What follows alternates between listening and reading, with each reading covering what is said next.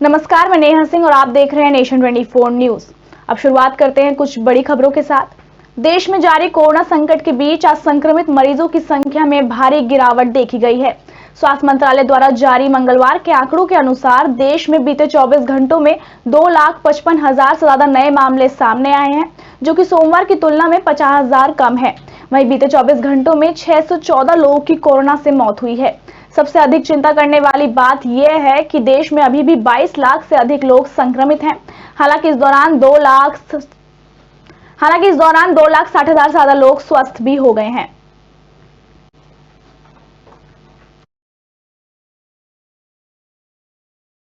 दो साल बाद भी देश में कोरोना मरीजों पर बेअसर दवाओं का खपत कम नहीं हो रही। कहीं राज्य सरकारें होम आइसोलेशन में मरीजों को मल्टीविटामिन रोजाना खाने की सलाह दे रही हैं, तो कई अस्पतालों में रिकवर मरीजों को विटामिन की दवाइयों से प्रिस्क्रिप्शन भर दिया जा रहा है। यहां तक कि सोशल मीडिया पर भी ऐसे प्रिस्क्रिप्शन काफी तेजी से प्रसारित हो रहे हैं।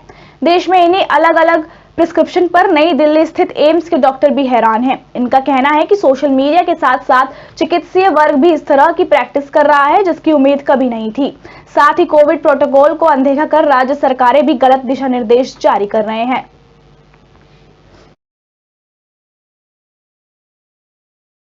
सहारनपुर में सोमवार को कलेक्ट्रेट में नामांकन करने वाले सपा प्रत्याशियों के समर्थन में आए इमरान मसूद बीजेपी पर हमलावर रहे। उन्होंने कहा कि जिन्ना की मूर्ति हम नहीं वो लगवाएंगे, जिन्होंने मुस्लिम लीग के साथ मिलकर बंगाल में सरकार बनाई थी। उन्होंने कहा कि बीजेपी के आदर्श श्यामा प्रसाद मुखर्जी ने मुस्लिम लीग के साथ मिलकर 12 दिसंबर 1941 में बंगाल में सरकार बनाई थी, जिसमें श्यामा प्रसाद मुखर्जी उप मुख्यमंत्री और वित्त मंत्री थे। इसके अलावा उन्होंने सरहदी सूबे और सिंध में भी सरकार बनाई थी। एक सवाल के जवाब में उन्होंने कहा कि सरकार बनने पर अराजक तत्वों से सख्ती के साथ निपटना चाहिए।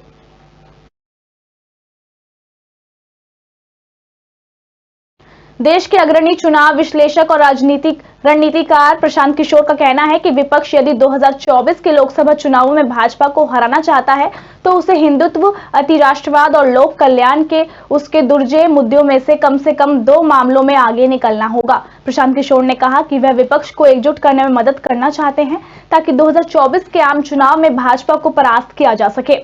उन्होंने यह भी कहा कि भाजपा को हराना पूरी तरह संभव है, भले ही 2024 का सेमीफाइनल माने जा रहे 5 राज्यों के मौजूदा चुनावों के नतीजे विपक्ष के लिए अनुकूल ना रहें। चुनाव रणनीतिकार किशोर ने यह भी कहा कि मार्च में आने वाले 5 राज्यों के चुनावी नतीजों से 2024 के नतीजे के बारे में अनुमान ना निकालें।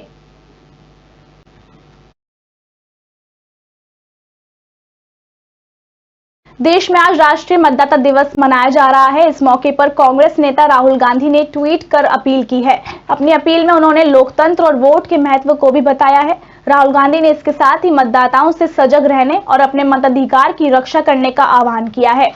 अपील के साथ उन्होंने तंज भी किया है। राहुल गांधी ने ट्वीट में कहा कि यूपी समेत 5 राज्यों में जारी विधानसभा चुनाव के मद्देनजर राष्ट्रीय मतदाता दिवस पर राहुल गांधी की अपील महत्वपूर्ण है। 14 फरवरी से 5 राज्यों के चुनाव का पहला चरण शुरू हो रहा है। देश में हर साल 25 जनवरी को राष्ट्रीय मतदाता दिवस मनाया जाता है। 25 जनवरी 2011 को तत्कालीन राष्ट्रपति प्रतिभा पाटिल ने राष्ट्रीय मतदाता दिवस के मौके पर इस दिवस की शुरुआत की थी।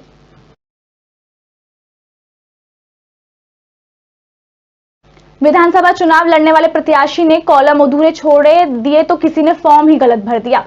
सोमवार को नामांकन पत्रों की जांच के बाद पीस पार्टी, आदर्श समाज पार्टी, आजाद समाज पार्टी, सबका दल यूनाइटेड, बहुजन मुक्ति पार्टी और 8 निर्दलियों समेत 19 पर्चे निरस्त हुए हैं। सबसे ज्यादा 5 नामांकन फतेहाबाद से निरस्त हुए हैं। छावनी से कांग्रेस और फतेहाबाद से आम आदमी पार्टी के 2-2 प्रत्याशियों के नामांकन किए गए थे, जिनमें एक प्रत्याशी का नामांकन खारिज हुआ है। जिले की 9 सीटों के लिए 14 से 21 जनवरी तक 133 प्रत्याशियों ने पर्चे भरे थे, जिनमें से 19 प्रत्याशियों के नामांकन सोमवार को निरस्त हो गए। अब 9 सीटों पर 114 प्रत्याशी बचे हैं। 27 जनवरी को प्रत्याशियों के पास नाम वापसी का मौका होगा। अगर किसी ने नाम वापस नहीं लिया तो 10 फरवरी को 9 सीटों पर 114 प्रत्याशियों के बीच मुकाबला होगा।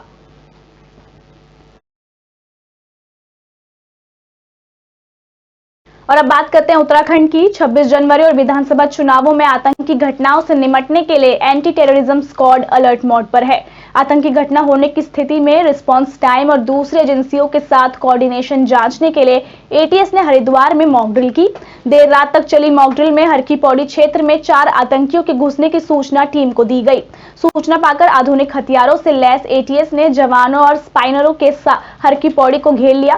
करीब 5 घंटे चले ऑपरेशन में एटीएस ने 2 आतंकियों को हरकी पौड़ी और 2 आतंकियों को मेला कंट्रोल रूम में घेर कर मार गिराया। एसपी एटीएस अपर्ण यदुवंशी ने बताया कि 26 जनवरी और विधानसभा चुनाव के मद्देनजर मॉक ड्रिल की जा रही है। इस तरह से अभ्यास की टीम की कार्यकुशलता जांची जाती है। के दिन हमने एटीएस के एक मॉक ड्रिल आयोजित की गई है हरकी पौड़ी पे। ये जो भी मॉक ड्रिल है ये अभी 26 जनवरी जो गणतंत्र दिवस है और विधानसभा के चुनाव आ रहे हैं उनको मद्देनज़र रखते हुए की गई है। चूँकि हरकी पौड़ी बहुत ही संवेदनशील इलाका है तो इसमें हमारी जो भी एटीएस की ड्रिल है उसका मेन पर्पज़ यही है कि हमारी जो फोर्स है एटीएस फोर्स है उसकी ऑपरेशनल प्रिपेयर्डनेस को चेक करने के लिए ड्रिल रखी गई है और आपसी सामंजस्य और कोऑर्डिनेशन कैसा है बाकी टीमों के साथ डिस्ट्रिक्ट पुलिस, चिकित्सा इकाई, सिंचाई विभाग उनको चेक करने के लिए ड्रिल रखी गई है।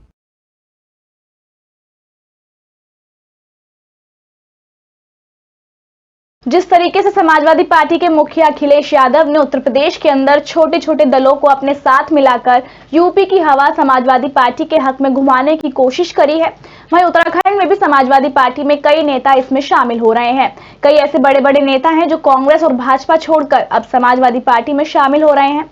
आपको बता दें कि पंडित सुमित तिवारी के समाजवादी पार्टी में शामिल होने से पार्टी के अंदर हरिद्वार में जान आ गई है और कई युवा समाजवादी पार्टी में शामिल हो रहे हैं और यह सिलसिला जारी है। समाजवादी पार्टी ने उत्तराखंड में कई विधानसभा सीटों पर अपने प्रत्याशियों की घोषणा कर दी है। वहीं हरिद्वार विधानसभा से डॉक्टर सरिता अग्रवाल को टिकट देकर मैदान में उतारा गया है।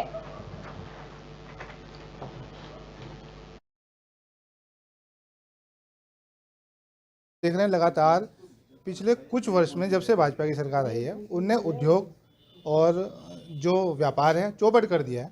वहाँ पे स्थानीय रूप से हर क्षेत्र में देख लीजिए लगभग बेरोजगारों की जनसंख्या बढ़ती जा रही है। तो हमारा मुख्य युवाओं के लिए जो उद्देश्य है वो ये है कि उनको रोजगार उपलब्ध कराया जाए।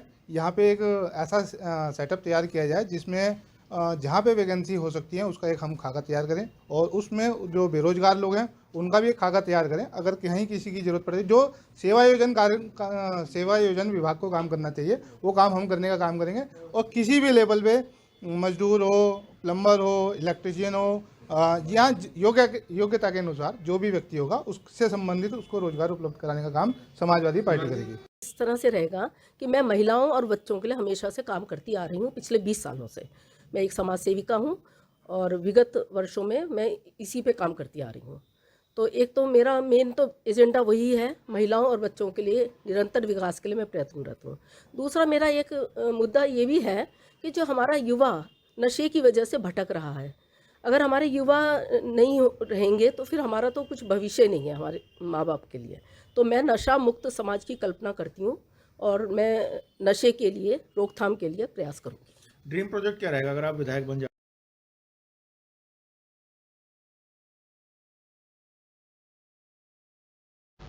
विकासखंड जोशीमठ का नजदीकी गांव सेलंग गांव, जिस गांव में जाने के लिए अब पैदल मार्ग नहीं बचा हुआ है। जी हां, हम बात कर रहे हैं सेलंग गांव की, जो गांव काफी बड़ा घनी आबादी वाला गांव माना जाता है। जिस गांव में पिछले दिनों हुई बरसात के कारण गांव तक जाने वाला मुख्य पैदल मार्ग भारी भूस्खलन के कारण क्षतिग्रस्त हो गया।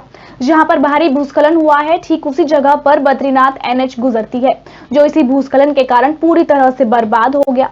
जिसके बाद जैसे तैसे करके बद्रीनाथ एनएच बीआरओ के द्वारा ठीक तो किया गया, लेकिन अधिक कटाव के बाद गांव तक जाने वाला मुख्य पैदल मार्ग भी उस कटाव की भेंट चढ़ गया। तब से यहां के स्थानीय ग्रामीण बिना पैदल मार्ग के ही जैसे तैसे करके दूसरे रास्ते से अपने गंतव्य तक पहुंच रहे हैं।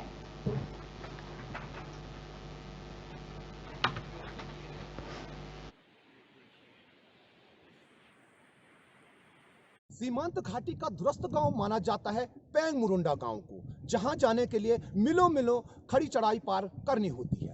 वहाँ के स्थानीय ग्रामीणों का कहना है कि आज भी इस युग में हम लोग बीमार होने पर अपने बीमार व्यक्तियों को डंडी कंडी के सहारे मुख्य सड़क तक पहुंचाते हैं। बड़ी बात तो यह है कि स्थानीय ग्रामीणों का कहना है कि उन्होंने अपने गांव की समस्या को लेकर के कई बार शासन प्रशासन को अवगत करा दिया है, लेकिन आज भी उनकी समस्या जस की तस बनी हुई है। बड़ी बात तो यह भी है कि सीमांत घाटियों में लगातार जिस प्रकार से मौसम का मिजाज बदला हुआ है, ऐसे में सीमांत घाटियों में लगातार बर्फबारी देखने को मिल रही है। यदि उस बर्फबारी में उस पैंग मुरुंडा के गांव में कोई बीमार अचानक हो जाता है तो ऐसे में पैंग मुरुंडा गांव के स्थानीय लोगों को काफी दिक्कतों का सामना करना पड़ सकता है। कैमरामैन साथी अविनाश डुंगरियाल के साथ नवीन सिंह की खास रिपोर्ट।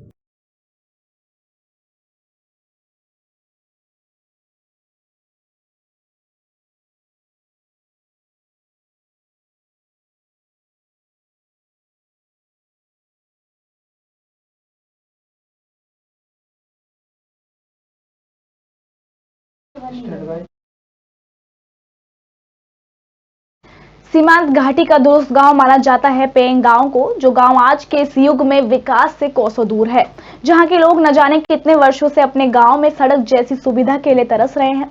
आज भी इस गांव के लोग मीलों मीलों खड़ी चढ़ाई पार करने के लिए मजबूर हैं। आपको बता दें कि इसी गांव के बगल पर एक गांव और है, जो गांव लगभग पूरी तरह से पलायन हो चुका है। उस गांव का नाम है मरुंडा गांव।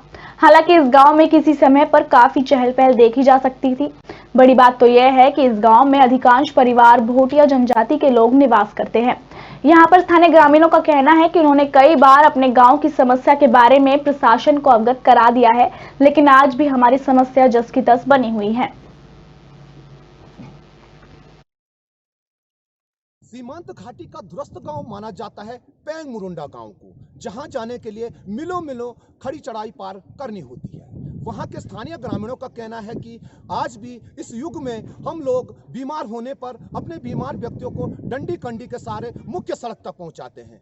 बड़ी बात तो यह है कि स्थानीय ग्रामीणों का कहना है कि उन्होंने अपने गांव की समस्या को लेकर के कई बार शासन प्रशासन को अवगत करा दिया है, लेकिन आज भी उनकी समस्या जस की तस बनी हुई है। बड़ी बात तो यह भी है कि सीमांत घाटियों में लगातार जिस प्रकार से मौसम का मिजाज बदला हुआ है, ऐसे में सीमांत घाटियों में लगातार बर्फबारी देखने को मिल रही है। यदि उस बर्फबारी में उस पैंग मुरुंडा के गांव में कोई बीमार अचानक हो जाता है तो ऐसे में पैंग मुरुंडा गांव के स्थानीय लोगों को काफी दिक्कतों का सामना करना पड़ सकता है। कैमरामैन साथी अविनाश डुंगरियाल के साथ नवीन सिंह की खास रिपोर्ट। द्वाराहाट विधानसभा से कांग्रेस के विधायक प्रत्याशी मदन बिष्ट ने नामांकन कराया। मदन बिष्ट आज प्रातः पूजा अर्चना कर कुछ समर्थकों और जिला पंचायत अध्यक्ष के साथ रानीखेत तहसील पहुंचे। उन्होंने कोरोना गाइडलाइन का पालन करते हुए नामांकन कराया। मदन बिष्ट ने कहा कि कांग्रेस पार्टी हमेशा विकास की पार्टी रही है और विकास पर राजनीति करती है। वहीं उनकी पत्नी जिला पंचायत अध्यक्ष उमा बिष्ट ने कहा कि हम पूरी जनता को साथ लेकर विकास के कार्य करते आ रहे हैं और विधायक बनने के बाद और ज्यादा विकास के कार्य होंगे। हम तो पूरी जनता को अपने साथ लेकर विकास का काम करते रहे हैं। कांग्रेस पार्टी तो हमेशा से ही जनता की भलाई के लिए काम करती रही है और यही काम हम आगे बढ़ाने के लिए चाहते हैं कि हम विधायक भी बने और अच्छे से अच्छा काम कर पाएं। कांग्रेस पार्टी हमेशा विकास की पार्टी रहेगी। आप 5 साल में कहीं भी आप देख लीजिएगा, हमारे दोराहाट, चकुटिया, जालनी या अन्य साइडों में भी कहीं कोई विकास की बात नहीं है। कोई नया कैंडिडेट आता, कोई पुराना कैंडिडेट आता, हम तो अपने विकास पे राजनीति करते हैं। कांग्रेस पार्टी हमेशा विकास पे राजनीति करती है। बालाघाट जिले के लामता औद्योगिक बांसागार में 2 दिन पहले अचेत अवस्था में मिले मादा तेंदुए शावक की उचित उपचार के अभाव में मौत हो गई, जिसका पोस्टमार्टम के बाद किया गया दाह संस्कार। बता दें कि 2 दिन पहले मादा शावक तेंदुआ अचेत हालत में मिला था, जिसकी जानकारी शाम 4 बजे उच्च अधिकारियों को दी गई। जानकारी मिलने के जाने के बाद भी कान्हा की rescue team doctor Sandeep Agrawal देर रात लगभग 9 बजे पहुंची थी, जिनके द्वारा प्राथमिक उपचार किया गया। डॉक्टर अग्रवाल ने बताया था कि शावक भूख और पानी न मिलने की वजह से अचेत हो गया है। उसके बाद मादा शावक तेंदुआ को किसी भी डॉक्टर के द्वारा उपचार नहीं कराया गया, जबकि लामता में भी पशु चिकित्सा है, जिसके चलते मादा तेंदुए ने पिंजरे में ही दम तोड़ दिया।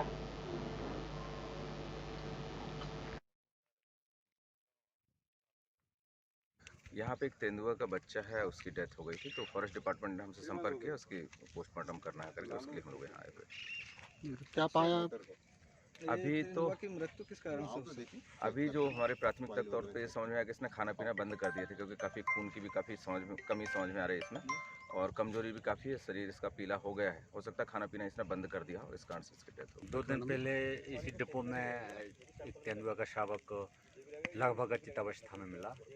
तुरंत वरिष्ठ अधिकारियों को सूचना दी गई, तो वरिष्ठ अधिकारियों के निर्देश पे कान्हा टाइगर रिजर्व से रेस्क्यू टीम आई, जिसमें डॉक्टर अग्रवाल नेतृत्व कर रहे थे। आते ही उनके द्वारा इसका ट्रीटमेंट किया गया प्रोटोकॉल के अनुसार, और सुबह भी उनके द्वारा फिर इसकी जांच की गई, और जो प्रिस्क्रिप्शन था वो लिख के दे गए थे, बोले आप लोग इसको 5 दिन चलाएं, वो फिर से 5 दिन बाद आने वाले थे। लेकिन आज सुबह जब इसको देखा तो सुबह लगभग 8 बजे तक जीवित था। हम लोगों ने इसको खिलाने पिलाने की कोशिश की, लेकिन इसने ना तो कुछ खाया ना पिया, और कुछ देर बाद ख़त्म हो गया।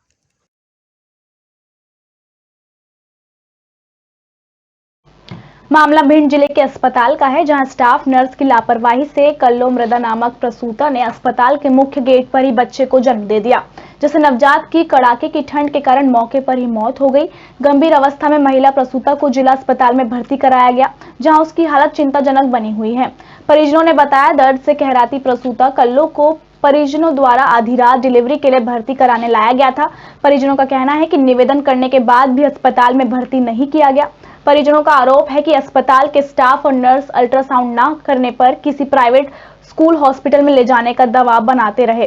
अंत में परिजन हार मानकर प्रसूता को प्राइवेट हॉस्पिटल की तरफ लेकर चले तो उसने जिला अस्पताल के मेन गेट पर बच्चे को जन्म दे दिया और शिशु की ठंड के कारण मौत हो गई।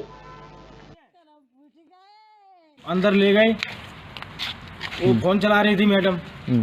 मैंने कहा मैडम सिस्टर देख लो थोड़ा, उनने सुना नहीं। अल्ट्रासाउंड दिखाओ ये बोल रही है, हमने अल्ट्रासाउंड कराया नहीं। क्या देख लो? वो दर्द हो रहा था। अच्छा, क्या तकलीफ थी? पेट में दर्द हुआ थोड़ा। अच्छा, वो अंदर ट्रीटमेंट किया ही नहीं। जो कहीं तुम अल्ट्रासाउंड तो नहीं लाए तो यहाँ से निकलो, बच्चा सब फेंक दिए थे। कहाँ के लिए बोला था अल्ट्रासाउंड? चाहे तहाँ दिखाओ तुम। यहाँ हमारे पास और अल्ट्रासाउंड कह रहे हैं। अच्छा, ठीक है ना, हम तभी तो हम घर पे बैठ के रेस्ट कर रहे हैं ना। घर पे रेस्ट नहीं कर रहे, आपने सुना नहीं। प्रभारी मंत्री गोविंद राजपूत का भिंड में 2 दिवसीय दौरा रहेगा। 25-26 जनवरी को राजस्व और परिवहन मंत्री भिंड जिले के प्रभारी गोविंद सिंह राजपूत 2 दिवसीय दौरे पर रहेंगे। वहीं गणतंत्र दिवस पर पुलिस लाइन ग्राउंड प्रातः 9 बजे ध्वजारोहण करेंगे। तत्पश्चात राष्ट्रीय गन ऑफ ग्राउंड में परेड का भी निरीक्षण करेंगे। इस क्रम में मुख्यमंत्री संदेश वाचन भी करेंगे और मार्च पास्ट का अवलोकन और विभागीय झांकियों का प्रदर्शन रहेगा। वहीं गणमान्य लोगों को पुरस्कार वितरण भी गोविंद राजपूत देंगे।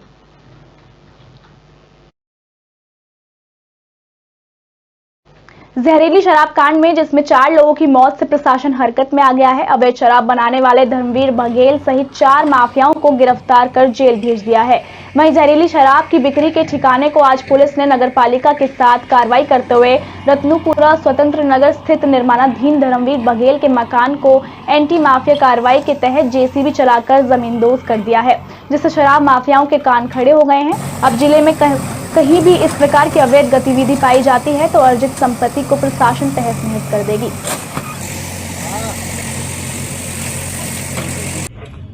अभी थाना रोहन के अपराध में धर्मवीर बघेल को गिरफ्तार किया गया है।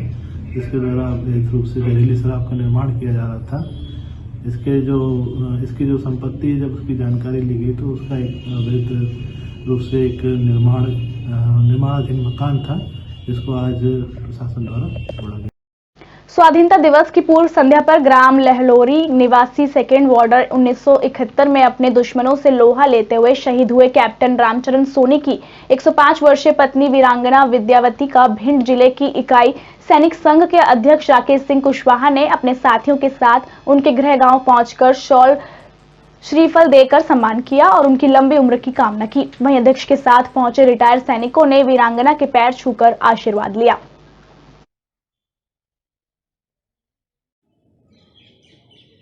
आज मैं ओनली कैप्टन कप्तान सिंह, मैं इस बाबत ये कहना चाहता हूँ कि आज जो हमारे संगठन ने एक माताजी जिनकी उम्र 105 साल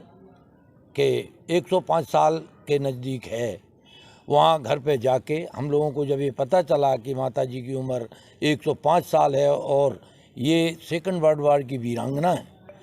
तो हम अब चलने फिरने में इतनी उम्र होने के नाते वो चल फिर नहीं सकती, हमारे किसी प्रोग्राम में नहीं आ सकती, इसलिए हमने उनके घर पे जाके ग्राम लहलौरी में हमारे पूरे संगठन ने, जिसमें कि अध्यक्ष सूबेदार मेजर राकेश साहब, कैप्टन दलीप साहब और कैप्टन बादशाह साहब, हुकुम साहब और राम लखन साहब, राम मिलन साहब, सभी ने जाके मिलके उनको घर पे उनको जो एक छोटा सा, वैसे उनकी जो है पोजीशन को देखते हुए और उनके सम्मान को देखते हुए कि एक सेकंड वर्ल्ड वार की महिला जिनकी की अभी तक सेहत बहुत सुंदर, बहुत बोलने में पहचानने में कोई कमी नहीं, तो हमने जाके उनको उनके घर पे जो कुछ उनके हिसाब से श्रीफल और शाल वगैरह जो है उनको भेंट किया और उनसे आशीर्वाद